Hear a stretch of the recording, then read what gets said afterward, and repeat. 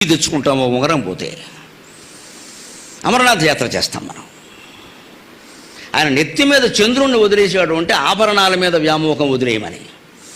తర్వాత గణేష్ చౌక్లో గణపతిని వదిలిపెట్టాడంటే పుత్రుల మీద పుత్రికల మీద సంతానం మీద ఉండే వ్యామోహం మొత్తం వదిలే. ఇంకా మా కోడల్ని ఇళ్ళు వేసుకో, నీకు అనవసరం, నువ్వు వెళ్ళి 3 బిందెలు పోసుకో, ఇక మాట మాట్లాడడం మానే. అదే గణేష్ చౌక్. అక్కడికి వెళ్ళాడు. మీరు ధనాన్ని వదలగలరు, ధాన్యాన్ని వదలగలరు, వాహనాన్ని వదలగలరు, సంతానం మీద వ్యామోహం కూడా వదలగలరు. మనిషి జీవితాంతం వదలలేనిది భయం. ఆ భయానికి సంకేతం పాము. అందుకని పావును వదిలేశాడు. భయం వదిలేయాలంటే ఏం చేయాలి? అద్వైతమే శరణ్యం.